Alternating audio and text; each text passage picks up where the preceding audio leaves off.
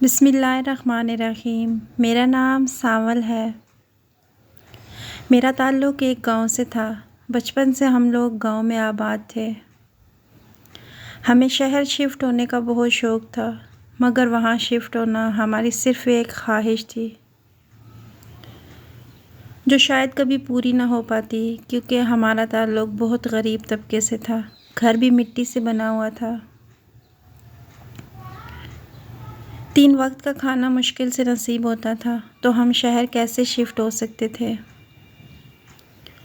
البتہ وہاں شفٹ ہونا میرا سب سے بڑا خواب تھا۔ کون جانتا تھا کہ میرا یہ خواب پورا ہونے والا تھا یا نہیں۔ امی ابو کو بہت شوق تھا کہ وہ مجھے پڑھائیں تاکہ میں پڑھ لکھ کر بڑا انسان بن جاؤں۔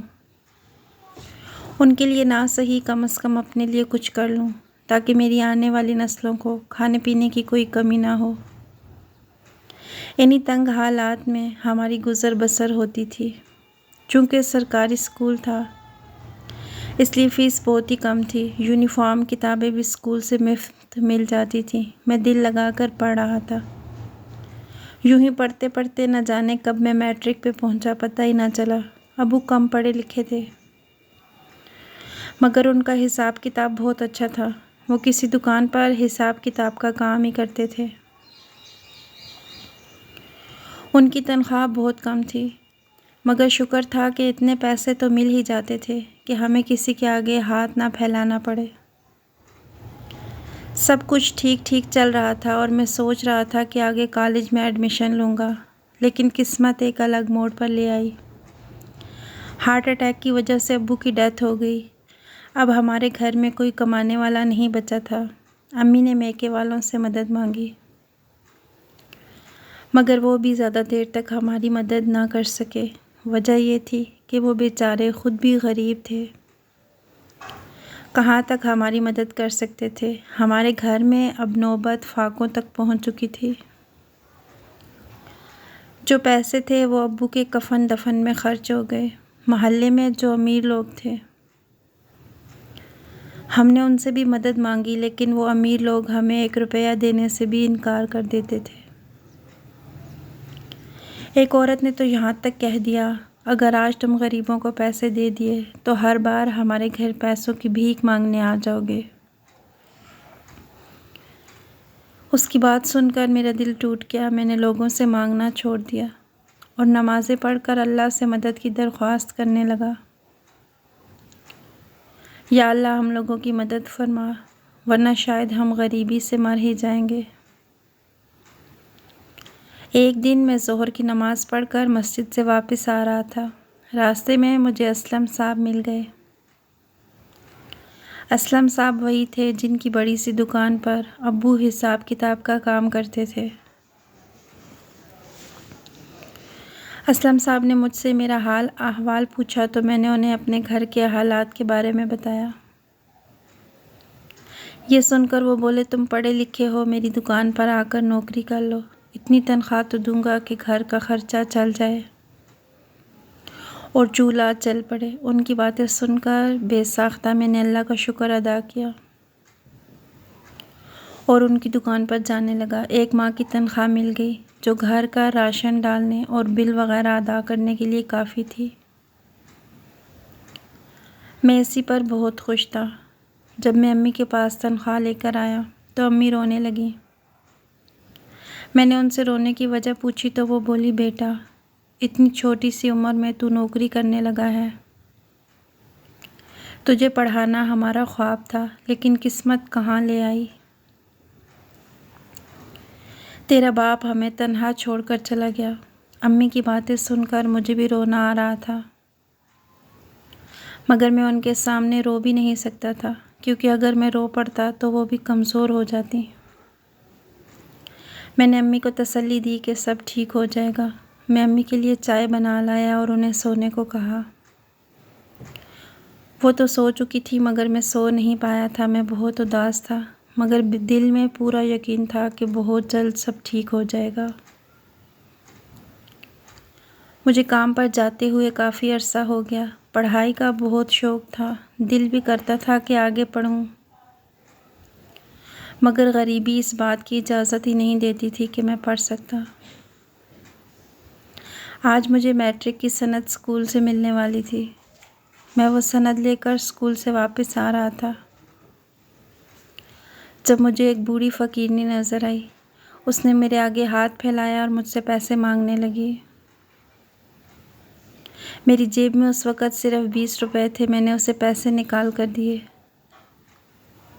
اس نے نوٹ کو الٹ پلٹ کر دیکھا اور پھر بولی، اتنے پیسوں میں کیا آئے گا، تھوڑے اور دے دو، میں کئی دنوں سے بھوکی ہوں، میری مدد کرو۔ اس کی بات سن کر میری آنکھوں میں نمی اتر آئی، کیونکہ میں جانتا تھا کئی دنوں سے اگر انسان کو کھانا میسر نہ ہو تو کتنی تکلیف ہوتی ہے۔ میں نے اس سے کہا، میرے پاس پیسے نہیں ہیں لیکن گھر میں آٹا ضرور ہے، میں آپ کو کھانا کھلا دیتا ہوں۔ میں نے جب اس سے یوں کہا تو وہ حیرانگی سے مجھے دیکھ رہی تھی۔ جب میں نے چلنا شروع کیا تو وہ بھی میرے پیچھے پیچھے آنے لگی۔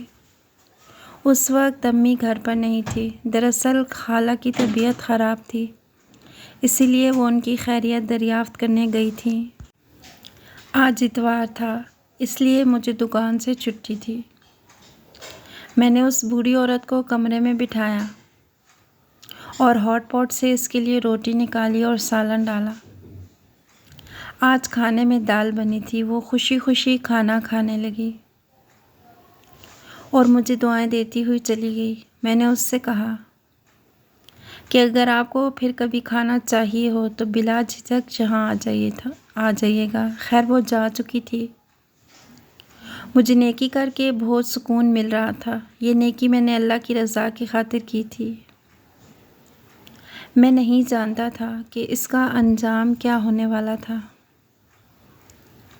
اب وہ فقیرنی جس کا نام نگینہ تھا، روزانہ مجھے کہیں نہ کہیں نظر آتی رہتی تھی۔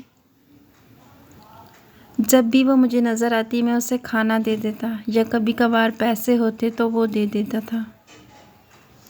اسی طرح وقت گزرتا گیا۔ میں 20 سال کا ہو چکا تھا اور اب تک وہ فقیرنی مجھے نظر آتی تھی۔ کوئی بھی دن ایسا نہیں گزرا تھا جب اس نے مجھ سے مدد مانگی ہو اور میں نے اس کی مدد نہ کی ہو۔ ایک دن جب میں دکان سے گھر آیا تو کچھ مہمان آئے ہوئے تھے، یعنی میری خالہ اور ان کی بیٹی۔ میری خالہ بہت پریشان تھی، ان کی آنکھیں آنسوؤں سے بھری ہوئی تھیں۔ امی بھی پریشان نظر آ رہی تھیں اور میری کزن غورین کا چہرہ بھی کچھ اترا تھا۔ میں نے دھڑکتے دل سے پوچھا، کیا ہوا ہے؟ تو خالہ کہنے لگی، میں بڑی بیمار ہوں۔ ڈاکٹر نے جواب دے دیا ہے، میرا اور میری بیٹی کا اس دنیا میں آپ لوگوں کے سوا کوئی نہیں۔ میرے مرنے کے بعد کون میری بچی کا خیال رکھے گا؟ اسی لیے سانول میں چاہتی ہوں تو میری بچی سے جلد از جلد شادی کر لے۔ خالہ کی بات سن کر مجھے بہت صدمہ ہوا۔ میں شادی کرنا نہیں چاہتا تھا، وجہ صرف یہ تھی کہ گھر میں صرف 2 لوگوں کے لیے کھانے کی روٹی پوری ہو پاتی تھی۔ اگر میں شادی کر لیتا تو بیوی کے اخراجات کیسے پورے کرتا؟ میرا خیال تھا کہ میں ان کو انکار کر دیتا، مگر خالہ جس طرح رو رہی تھی، انکار نہ ہو پایا۔ میں نے ہاں کر دی۔ میرا اقرار سن کر سب بہت خوش ہوئے۔ خالہ کہہ رہی تھی کہ 2 ماہ کے اندر اندر سادگی سے شادی کر دیں گے۔ میں بھی دن رات اللہ سے دعا کر رہا تھا کہ ہمارے حالات اچھے ہو جائیں۔ کچھ دنوں سے مجھے وہ فقیرنی نظر نہیں آ رہی تھی۔ میں بہت پریشان تھا اور اس کے لیے دعا کر رہا تھا کہ اللہ تعالیٰ اسے ٹھیک رکھے۔ آج مجھے دکان سے جلدی چھٹی مل گئی تھی کیونکہ مالک کسی شادی پر جا رہا تھا۔ اس وقت 4 بج رہے تھے۔ جب میں واپسی پر گھر جا رہا تھا تو مجھے اسی جگہ پر وہ فقیرنی نظر آئی۔ میں اس کے پاس گیا، اس کا حال احوال پوچھا۔ چہرے سے وہ کافی پریشان نظر آ رہی تھی۔ اچانک وہ مجھے کہنے لگی، سانول مجھ سے شادی کر لو، مجھ سے نکاح کر لو۔ اس کی بات نے میرے رونگٹے کھڑے کر دیے۔ میں 20 سال کا نوجوان لڑکا تھا اور وہ 60 سال کی تھی۔ ہمارا تو کوئی جوڑ ہی نہیں بنتا تھا۔ اس لیے میں نے اس سے پوچھا کہ آپ یہ کیا کہہ رہی ہیں؟ اس نے میرا ہاتھ زبردستی پکڑا۔ میں ڈر رہا تھا، رات کے 9 بجنے والے تھے۔ میں فوراً گھر کے لیے نکل گیا۔ میرا سانس تیز تیز چل رہا تھا اور دل دھڑک رہا تھا۔ جب گھر آیا تو امی پریشان تھی، بولی تم تو 7 بجے تک آ جاتے ہو، آج کیسے لیٹ ہو گئے؟ میں نے جھوٹ بول دیا کہ آج کام زیادہ تھا۔ امی نے روٹی کا پوچھا تو میں نے انکار کر دیا۔ میرا جسم ہولے ہولے کانپ رہا تھا۔ سمجھ نہیں آ رہا تھا کہ جو میں نے کیا تھا وہ ٹھیک تھا یا نہیں۔ میں نے نگینہ یعنی اس 60 سالہ بوڑھی فقیرنی سے شادی کر لی تھی۔ یہ بات چاہ کر بھی میں کبھی امی کو نہیں بتا سکتا تھا۔ اس بوڑھی فقیرنی سے شادی کرنے کے پیچھے کیا راز تھا، یہ تو صرف میں اور وہ فقیرنی جانتے تھے۔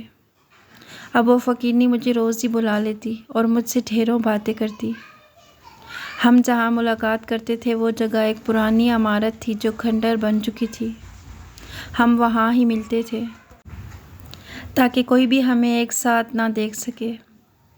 ایک دن میں نے اس کو بتایا کہ میری کزن ہے روبینہ، جس سے امی چاہتی ہیں کہ میں شادی کر لوں، اور اسی مہینے میری شادی متوقع ہے۔ میں نے اسے ڈرتے ہوئے بتایا تھا کیونکہ مجھے لگ رہا تھا کہ یہ بات سن کر وہ مجھ پر غصہ کرے گی اور بولے گی کہ تم دوسری شادی مت کرنا۔ لیکن حیرت انگیز طور پر وہ بولی تم خوشی خوشی اس لڑکی سے شادی کرو،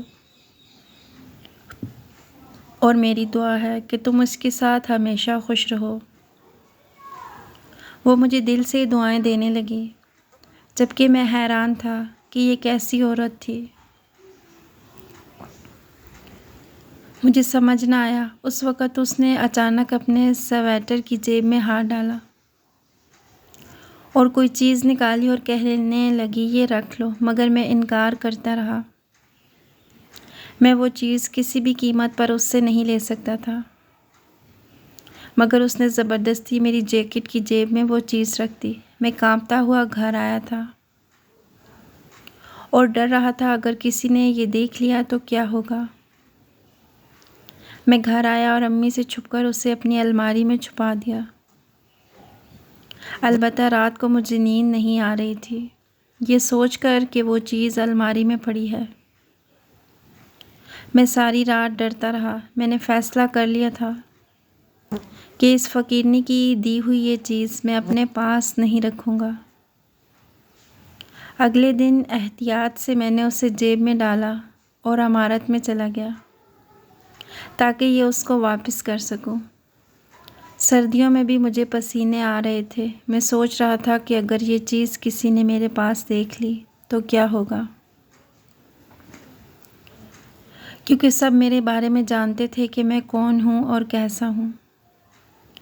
جب میں نے نگینہ کو وہ چیز واپس کی تو وہ غصے ہو گئی، مگر مجھے اس کے غصے کی پرواہ نہیں تھی۔ شادی کا دن آ چکا تھا۔ آج میرا سادگی سے نکاح ہوا تھا۔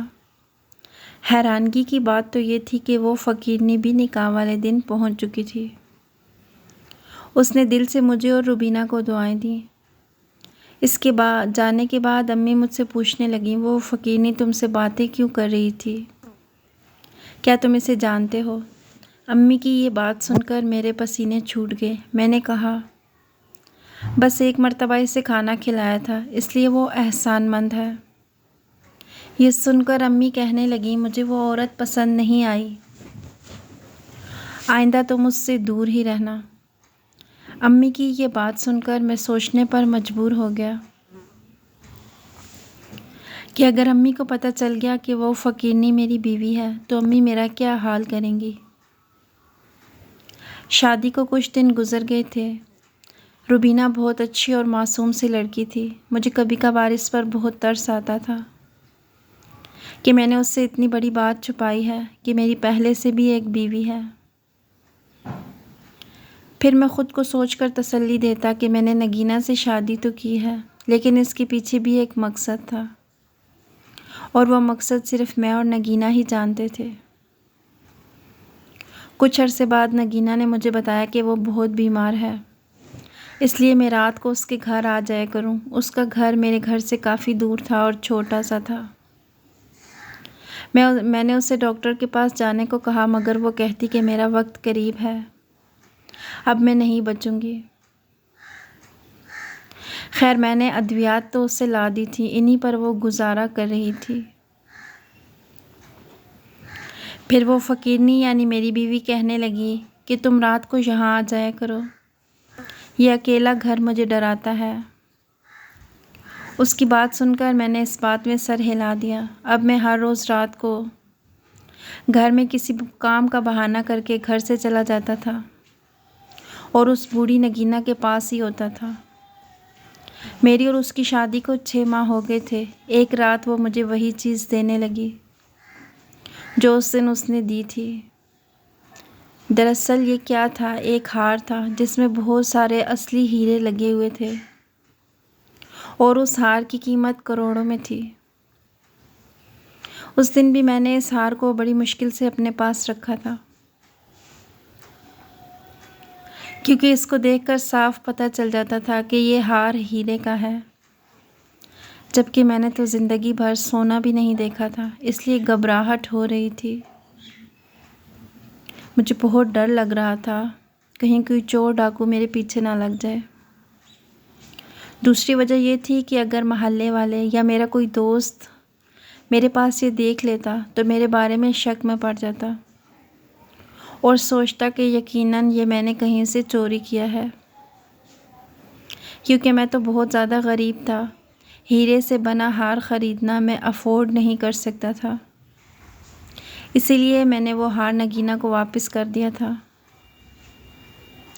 مگر آج پھر وہ ہار مجھے دیتے ہوئے کہنے لگی، یہ اپنی بیوی روبینہ کو میری طرف سے تحفے میں دے دینا، یہ میری آخری خواہش سمجھ کر رکھ لو۔ وہ مجھے مجبور کرنے لگی تو میں نے اس ہار کو رکھ لیا، البتہ دل میں سوچ لیا تھا کہ یہ ہار روبینہ کو نہیں دوں گا، اگر میں اسے دے دیتا تو وہ بہت سے سوالات کرتی، میں اسے سچائی بتانا نہیں چاہتا تھا، یہی وجہ تھی کہ وہ ہار میں نے گھر میں چھپا دیا تھا۔ کچھ ہی دنوں بعد نگینہ ٹھیک ہو گئی تو میں رات کو اپنے گھر ہی رہتا تھا۔ کچھ ماہ بعد نگینہ کی طبیعت دوبارہ سے خراب ہوئی تو میں اسے زبردستی ڈاکٹر کے پاس لے گیا، جہاں ڈاکٹر نے بتایا کہ نگینہ اب کچھ عرصے کی مہمان ہے۔ یہ سن کر مجھے بہت افسوس ہوا۔ میں اسے اس کے گھر لے آیا اور وہیں بیٹھا رہا۔ نگینہ بہت بوڑھی ہو چکی تھی، شاید غم اسے کھا گئے تھے۔ وہ بولی، اب مجھے مرنے کا کوئی افسوس نہیں ہوگا، میں خوشی خوشی مر جاؤں گی۔ اس کی بات سن کر میں فقط مسکرا کر رہ گیا۔ وہ بولی، میری آخری خواہش ہے کہ کچھ عرصہ تم رات کو مجھ سے ملنے آ جایا کرو، مجھ سے باتیں کرنے، میں تنہا مرنا نہیں چاہتی۔ اس کی بات سن کر مجھے بہت افسوس ہوا، میں رونے لگا اور بولا، اللہ تعالیٰ آپ کو لمبی عمر دیں گے، میری دعا ہے۔ میں اسے حوصلہ دے رہا تھا۔ امی اور روبینہ اب مجھ سے پوچھنے لگی تھی کہ تم رات کو کہاں غائب ہو جاتے ہو؟ وہ بڑے مشکوک لہجے میں مجھ سے پوچھتی تھی۔ میں نے ان سے جھوٹ بول کر کہا کہ دوسری جگہ نوکری کرتا ہوں۔ یہ سن کر امی مجھے ڈانٹنے لگیں کہ اتنی سی عمر میں تم کیا کچھ کرو گے، اپنی صحت کا بھی خیال کرو۔ وہ بولتی چلی جا رہی تھی اور میں چپ چاپ سنتا جا رہا تھا۔ ہفتے کی رات میں نے روبینہ اور امی کے سونے کی تسلی کی اور دوبارہ گھر سے نکل گیا۔ امی نے مجھے سختی سے منع کیا تھا کہ تم دوسری نوکری نہیں کرو گے، لیکن میں دوسری نوکری نہیں کر رہا تھا، بلکہ میں تو نگینہ کے گھر جایا کرتا تھا۔ وہ بہت زیادہ بیمار تھی۔ آج بھی جب میں نگینہ کے گھر آیا تو وہ بستر پر ہی لیٹی رہی۔ میں اس سے باتیں کر رہا تھا جب باہر دروازے پر دستک ہوئی۔ جب میں نے کھڑکی سے باہر دیکھا تو دنگ رہ گیا، کیونکہ باہر میری بیوی روبینہ اور امی کھڑی تھیں۔ میں بہت ڈر گیا اور نگینہ کو بتایا تو وہ بولی، اپنی ماں اور بیوی کو اندر آنے دو، میں ان سے بات کرنا چاہتی ہوں۔ خیر اس کی بات سن کر میں نے دروازہ کھول دیا تو وہ دونوں اندر آ گئیں۔ وہ بہت زیادہ غصے میں تھی اور کہنے لگی کہ آج ہم نے سونے کا ڈرامہ کیا تھا تاکہ پتہ چل سکے کہ تم آخر رات کو جاتے کہاں ہو، یہ کس کا گھر ہے اور تم یہاں کیوں آئے ہو؟ امی نے پوچھا۔ نگینہ، وہ بوڑھی عورت میری بیوی، خود کہنے لگی، میں سانول کی بیوی ہوں اور میں نے ہی اسے کہا تھا کہ روزانہ رات کو یہاں آ جایا کرو۔ یہ بات سن کر امی اور روبینہ کو بہت سخت صدمہ پہنچا۔ وہ دونوں بہت غصے میں آ گئی تھی، مگر نگینہ نے ان سے کہا کہ ایک مرتبہ میری بات سن لو، اس کے بعد ہی کوئی فیصلہ یا بات کرنا۔ اگر امی اور روبینہ صدمے کی کیفیت میں تھیں، کرسیاں کھینچ کر نگینہ کی چارپائی کے پاس ہی بیٹھ گئیں۔ اب نگینہ انہیں سب کچھ بتانے لگی۔ وہ اپنی بوڑھی آواز میں کہنے لگی، کئی سال پہلے کی بات ہے، ہم سب 6 بہن بھائی تھے، 5 بڑے بھائی اور میں ایک بہن۔ ہم لوگ جدی پشتی امیر لوگ تھے، ہماری ڈھیروں زمینیں تھیں اور بنگلے تھے، روپے پیسے کی کوئی کمی نہ تھی۔ میرے بھائی بہت زیادہ عیاش اور خود پرست لوگ تھے، انہوں نے کبھی زندگی میں کوئی اچھے کام نہ کیے تھے، ہمیشہ امی ابو کو رسوا کیا اور ان سے بدتمیزی کی، جبکہ ان کے مقابلے میں میں نے ہمیشہ امی ابو کا خیال رکھا، ان کا نام اونچا کیا، ان کی حد سے زیادہ خدمت کی۔ میں نے سوچ لیا تھا کہ کبھی شادی نہیں کروں گی، بلکہ ہمیشہ اپنے ماں باپ کی خدمت کروں گی۔ مگر جب ابو کو لگا کہ ان کی موت کا وقت قریب آ گیا ہے تو انہوں نے اپنی سب زمینیں، بنگلے میرے نام کر دیے۔ میں اربوں روپے کی مالک بن گئی تھی۔ بھائیوں کو ان کے سلوک کی وجہ سے جائیداد سے خارج کر دیا گیا تھا۔ ابو نے مجھے کچھ وکیل مقرر کر دیے تھے جو سارے معاملات کے گواہ تھے۔ امی ابو فوت ہو گئے تو بھائیوں نے بڑی کوشش کی کہ وہ مجھ سے جائیداد اور میری مال و دولت ہتھیا لیں، مگر سارے کاغذات میرے پاس تھے جو میں نے عدالت میں پیش کیے اور عدالتی کارروائی کرتے ہوئے بھائیوں کو نوٹس بھجوا دیا کہ آئندہ اگر انہوں نے میری جائیداد کو لالچ کی نگاہوں سے دیکھا تو ان پر قانونی کارروائی کرتے ہوئے سخت سزا دی جائے گی۔ بھائی ہار کر چپ ہو کے بیٹھ گئے۔ ان کے بچے بھی بڑے ہو چکے تھے، بھائی بھی بوڑھے ہو چکے ہیں۔ میرے بھائیوں کو کہنا تھا کہ وہ نہ سہی، ان کے بچے ضرور مجھ سے یہ جائیداد لیں گے۔ اب بھی میرے 5 بھائی زندہ ہیں، وہ انتظار کر رہے ہیں کہ کب میرا انتقال ہو جائے۔ کاغذات میں یہ لکھا تھا کہ اگر میری موت ہو گئی تو بعد میں جائیداد میرے شوہر اور بچوں کو ملے گی۔ چونکہ میں نے شادی نہیں کی تھی، اس لیے میری جائیداد بھائیوں کے بچوں کے پاس چلی جائے گی، جبکہ یہ جائیداد اور زمینیں میرے ابو کی امانت ہیں۔ میں اس کو اپنے بھائیوں اور ان کے بچوں جیسے لالچ پرست لوگوں کو نہیں دے سکتی تھی، اس لیے میں نے سوچا کہ جب تک میں زندہ ہوں ابو کی امانت کی خود حفاظت کروں گی۔ مگر جب میری موت کا وقت قریب آ گیا تو سوچا کہ اسے کسی ضرورت مند اور مخلص اور نیک انسان کو دوں گی۔ میں نے جان بوجھ کر فقیروں والا حلیہ اپنایا ہوا تھا تاکہ مخلص اور اچھے انسان کو تلاش کر کے اس سے شادی کر کے جائیداد اس کے نام کر دوں۔ میں نے بہت سے لوگوں کو آزمایا فقیرنی بن کر، مگر مجھے کوئی بھی اچھا انسان نہ مل سکا۔ میں مایوس ہو چکی تھی۔ پھر ایک دن اچانک میری سانول سے ملاقات ہوئی۔ یہ عمر میں چھوٹا تو تھا مگر ضرورت مند بھی تھا۔ جب میں نے اسے آزمایا تو یہ میری آزمائش پر پورا اترا۔ یہ بڑا رحم دل تھا۔ اس کے دل میں پیسوں کی کوئی لالچ نہ تھی، اس لیے میں نے اس سے شادی کی بات کی اور سارا قصہ سنایا۔ یہ میری مدد کرنے کے لیے راضی ہو گیا اور اس نے مجھ سے شادی کر لی۔ یہ بڑا نیک انسان ہے، اسی لیے میں نے اپنی ساری جائیداد اس کے نام کر دی ہے۔ اب میری موت کا وقت قریب آ چکا ہے۔ نگینہ اپنا سارا ماضی سنا کر خاموش ہو چکی تھی، جبکہ امی اور روبینہ کی اور میری آنکھوں میں آنسو تھے۔ نگینہ کی یہ کہانی دردناک تھی۔ اس کے بھائی اس کے دشمن تھے۔ میں نے نگینہ سے شادی والی بات امی سے پہلے اس لیے چھپائی تھی کیونکہ اگر میں امی کو سچ بتا دیتا تو وہ کبھی بھی مجھے شادی نہ کرنے دیتی۔ یہ بات سچ تھی کہ میں نے نگینہ سے پیسوں کی لالچ میں ہرگز شادی نہیں کی تھی۔ کچھ دنوں کے بعد نگینہ کی موت ہو گئی۔ ہم سب نے اسے دفن کر دیا۔ ہم سب اس کی موت سے بہت افسردہ ہوئے تھے۔ وہ ہیرے سے بنا ہار میں نے روبینہ کو پہنا دیا تھا جو نگینہ نے دیا تھا۔ اس کے بعد ہم لوگ شہر میں شفٹ ہو گئے۔ اللہ نے مجھے میرے صبر اور نیکی کا صلہ دے دیا تھا۔ میں زمینوں پر جو نگینہ نے میرے نام کی تھی مسجد اور اسلامی مدرسہ تعمیر کروا رہا تھا۔ اس کے علاوہ میں نے خود بھی کالج میں ایڈمیشن لے لیا تھا۔ وہ کالج بھی میں نے لوگوں کی آسانی کے لیے تعمیر کروایا تھا اور اس کا سارا ثواب نگینہ کو جا رہا تھا۔ میں نے اس کے نام سے اسکول بھی تعمیر کروایا اور اس کی طرف سے صدقات بھی دیے تھے۔ میں نے خواب میں دیکھا کہ وہ جنت میں سیر کر رہی تھی۔